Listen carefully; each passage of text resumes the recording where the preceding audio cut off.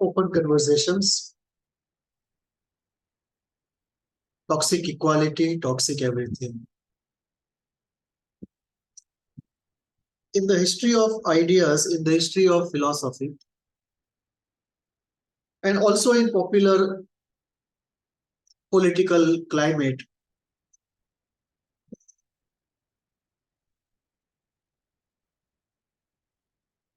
often the strengths and limitations of an idea are not understood. Our search for omnipotence leads us to invest that omnipotence into any idea, any one idea, and everyone becomes fanatic about it. You institute a new holy cow that can't be argued about or argued with. Equality is one such concept.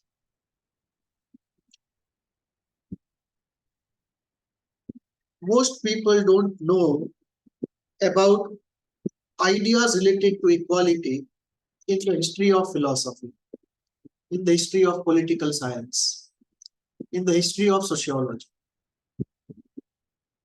And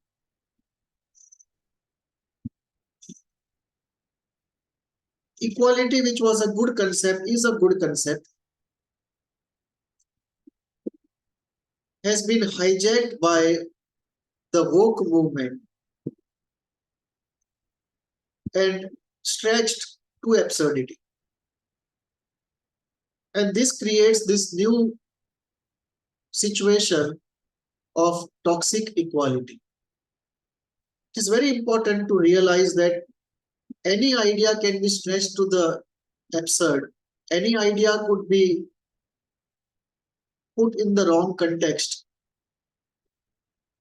deformed into a shape it was not supposed to get into, and that idea would become toxic.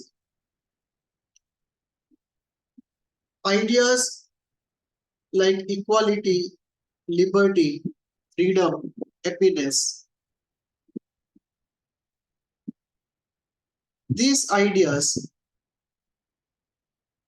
are sacred ideas, but when put out of context, when stretched to absurdity, when contaminated with pathological inputs, they turn toxic.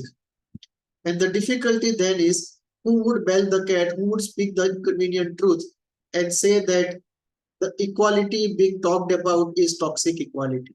And similarly, there can be toxic everything. There can be toxic equality, toxic democracy, toxic freedom, toxic everything. Because if anything is stretched to absurdity, if anything is put out of context, anything is contaminated with pathology, anything can turn toxic. And it's necessary to bring this discussion in so that we have the courage to separate equality, which is sacred, from toxic equality, which is a woke madness. So let us get into the discussion today. We have taken up one quality, equality, and the way we deal with equality today, the way we discuss, you can discuss similarly about democracy, about freedom, about happiness, all the ideas that we hold in reverence, almost sacred. So this discussion will enable thinking along lines similar to what we are doing today, so that we are able to see in correct light, in correct context, in correct proportion, all the ideas that into themselves are very good and sacred ideas. So if we look at equality today, we believe it's a universal value. Not only we believe universal value across the world for everyone, we believe this has been a universal value and held to be so over the period of history. But that is not true. Across history, it is only recently that equality has come to stay.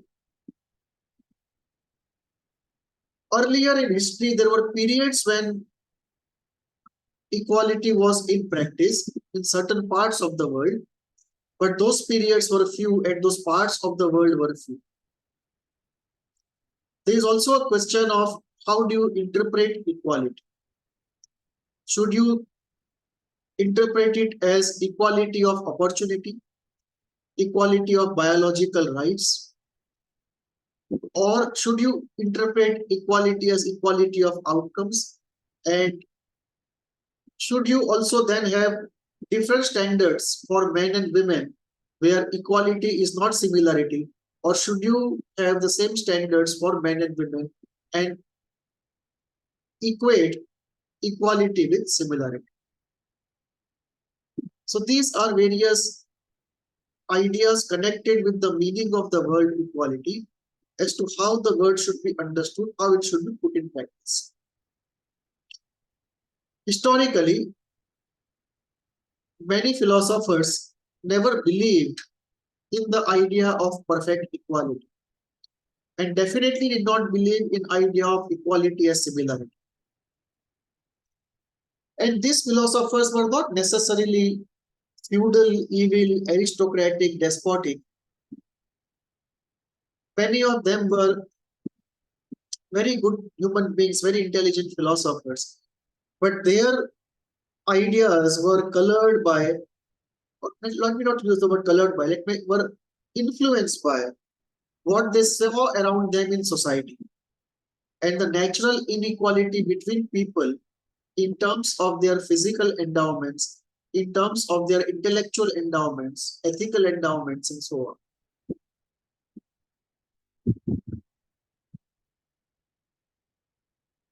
Was there then a movement to just accept inequality, which is natural in human society, as a perpetual status quo, or was there a movement to provide a remedy for it? There definitely was a movement. Plato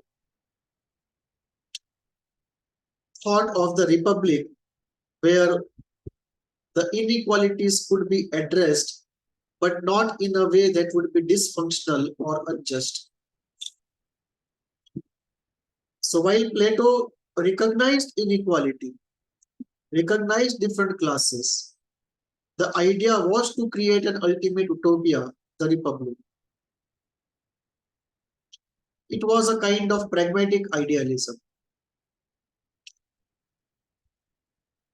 Another important philosopher, Nietzsche, never liked the idea of equality in the democratic sense of the word. He used to mock at it and say, this mania of counting noses, the rule of shopkeepers. This is how he used to describe democracy. And like many philosophers before him, Nietzsche was for the aristocracy of the wise and not for the popularly elected who usually represent the mediocrity and rarely represent the best of society. Democracy takes a different take on equality where there is equality of voting and equality of opportunity. And then despite democracy accepting it constitutionally, there are aspects of gender, race, and groups where equality is found more in breach rather than implementation. Another interesting experiment was in USSR, where equality was almost tried to be brought about by force, by abolishing private property, abolishing all privileges of birth. But that experiment failed. They could never really create an equal society. And the inequality of capitalism was substituted by the inequality of the Soviet bureaucracy in the Communist Party. And now we have this woke idea of a toxic equality, which is the equality of outcomes, which is an absurd idea. It's a psychotic idea. That if outcomes are not equal, you try to make it equal. It's a completely a psychotic idea. And in terms of its psychotic nature, it equals only the idea of the Nazi idea of equality. And then we have the Hindu thought, which talks about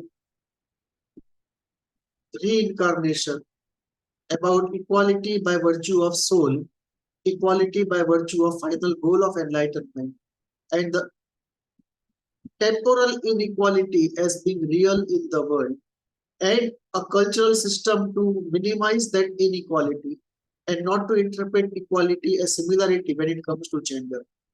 So there is a very different Hindu conceptualization of the idea of equality.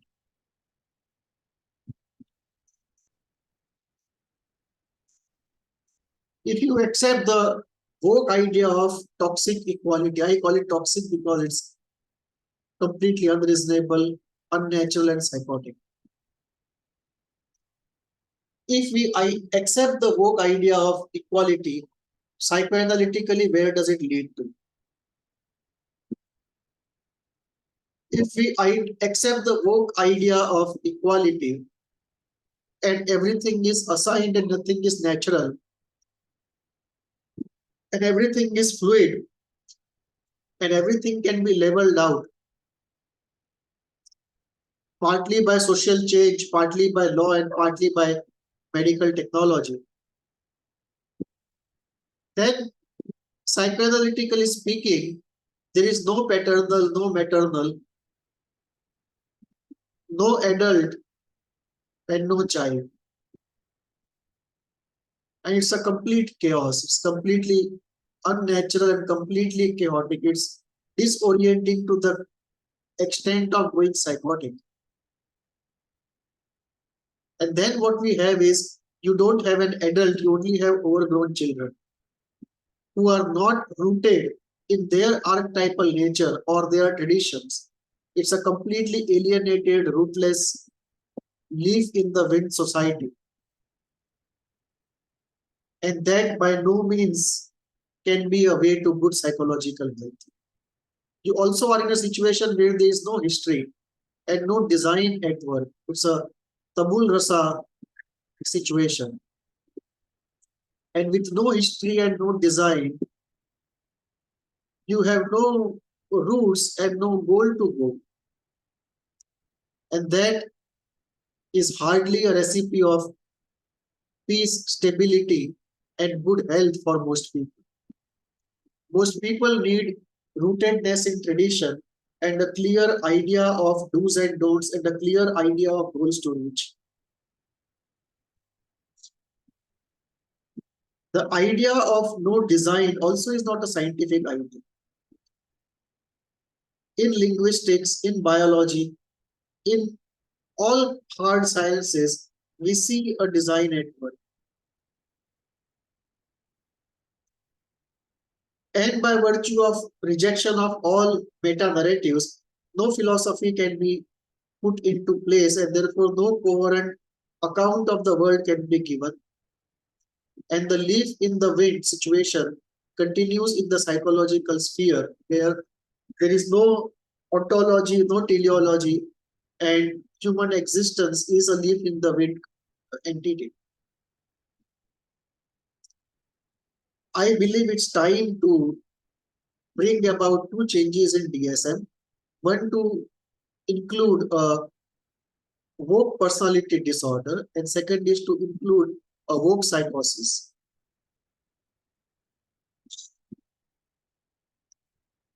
Toxic equality to toxic everything. Toxic equality is not where it stops. In fact, if you start toxicizing concepts, you can toxicize anything. Some examples: in India, we had the Sabrimala incident. It was an incident of toxic equality. Occupy Capitol Hill, again an instance of toxic equality. Censorship on Twitter and YouTube, again, is an example of toxic equality and cancel culture. And the woke toxic equality, of course, is there for everyone to see. And this toxic equality is actually no equality at all. It's a cancel culture where you play by my rules or I cancel you. So this is also one, the cancel you is also one aspect of this toxic equality which is toxic in so many ways. So you can have toxic equality where you enforce equality between genders as similarity, which is completely unnatural. You introduce equality in the form of outcomes, which is completely absurd. You introduce equality between the roles of society, and that's completely absurd. You put in equality of power between a student and a teacher, it's completely absurd. It's a very toxic form of equality that has got institutionalized in this woke movement. Similarly, you have a toxic feminism, which goes against femininity itself, and it's actually controlled by the most masculine among women who are not representative of the women's society as such. And then we have toxic environmentalism, which is completely anti-development and completely pro-elite. And then we have toxic democracy, where democracy is used to destroy itself and destroy its freedoms.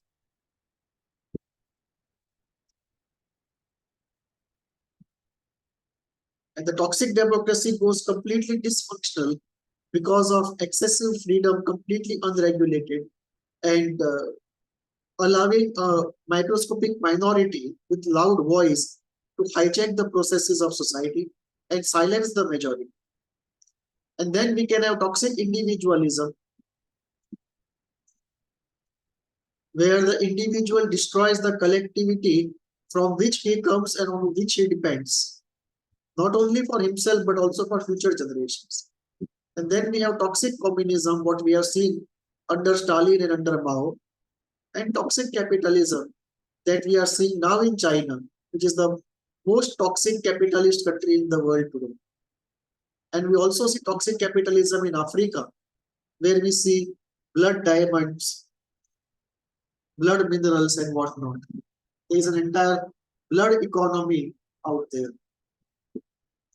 So the getting toxic of any good idea is quite common, and from equality to feminism to environmentalism to communism, every good idea can be rendered toxic. And this is what unfortunately we see today.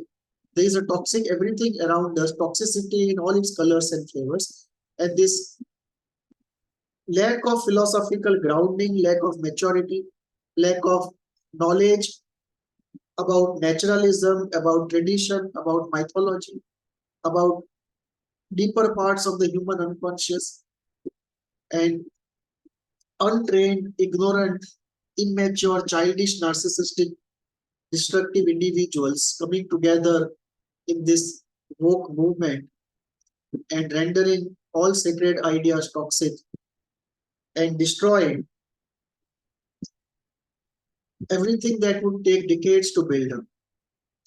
So this era of toxic equality, toxic everything, is something that we have to recognize and fight it out.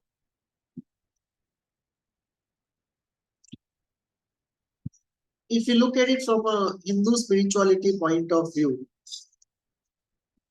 there are certain ideas which brings about optimization and sustainability and does not allow toxicity to really hijack ideas. There are built-in checks and balances implicit into the ecosystem of Hindu culture. The first is the idea of enlightenment and the goal of life, where the dabbling with history is very low in Hinduism. It's one of the most ahistorical religions. In fact, it's not a religion, it's a dharma. But since there is no word in English, we use the word religion. It's one of the most ahistorical of religions. Then there is this idea of history, where there are multiple ideas, because Hindu spirituality and culture essentially is based on pluralism. So there are multiple schools which talk about linearity of history, circularity of history, spirality of history, upwardly moving spiral, spirality with circularity, and spirality with circularity and linearity.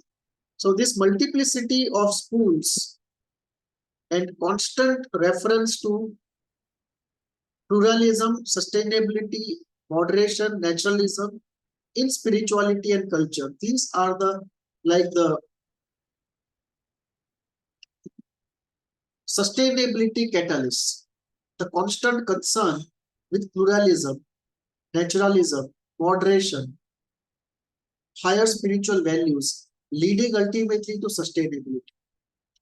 That being the thrust of the entire Hindu spirituality, the element of anything going toxic, that probability gets reduced. Thank you.